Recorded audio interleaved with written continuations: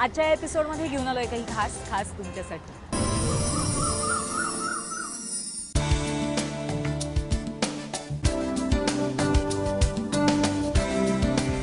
नमस्कार, तुमचं स्वागत आहे आयबीज मुंबई एअरपोर्टमध्ये। माझं नाव आहे शेफ विजेंद्र पावसकर। जशी मॉन्सून थीम चालू आहे आणि श्रावण महिना चालू आहे, नॉर्मली आपल्याला पावसाळ्यात गरम चना चाट रस्त्यावर खायला खूप आवडतं, पण श्रावण महिना सुरू झाल्यामुळे आपण उपवासामुळे या सगळ्या गोष्टी एन्जॉय नाही करू शकत।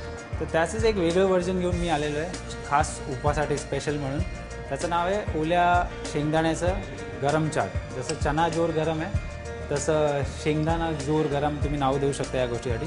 त्यासाठी लागणारं साहित्य आहे उकडलेले शेंगदाणे, ज्याला मी थोडं सोलून घेतलेलं आहे इकडे, थोडी ओली चटणी, हिरवी तिखट चटणी, कोथिंबीर आणि मिरच्यांपासून बनवलेली, थोडी खजूर चटणी।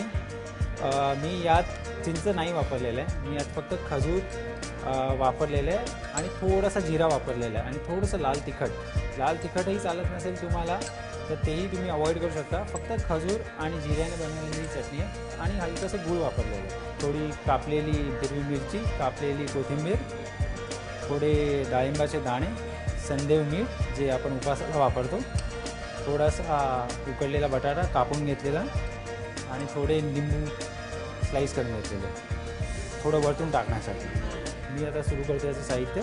उकडलेले शेंगदाणे हे गरम हवे असेल, ॲक्च्युली गरम खाल्लेले खूप चांगले असतील। थोडा उकडलेला बटाटा, थोडीशी हिरवी मिरची, थोडीशी कोथिंबीर, तिखट आणि गोड चवीप्रमाणे ज्यांना जसं हवं असेल।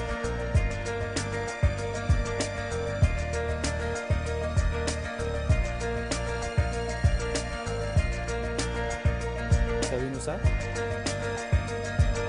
डाळिंबाचे दाणे, निंबू तुमच्यासाठी ऑप्शनल आहे। ज्यांना निंबू चालत असेल उपवासासाठी त्यांनी लिंबू घ्यावा, ज्यांना नसेल चालत त्यांनी ना घ्यावा। तर मी यात नाही घेत आहे कारण की मी उपवासाचे पदार्थ दाखवतो। जसं चना जोर गरम तसं शेंगदाणा जोर गरम रेडी होतं आहे। हे गरम खाल तर अतिशय उत्तम चाट आहे खाण्यासाठी। हे आता मी प्लेट करतो जरा।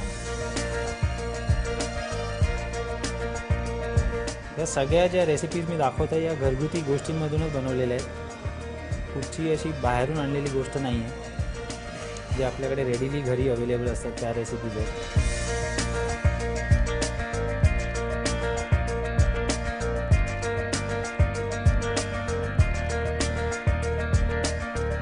आणि याप्रमाणे तुमचा शेंगदाणा जोर गरम तयार झालेला आहे।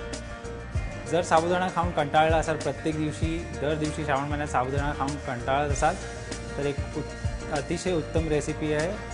खूप हलकी आहे पचायला, बट अतिशय पटकन बनणारी रेसिपी आहे शेंगदाणा जोर गरम।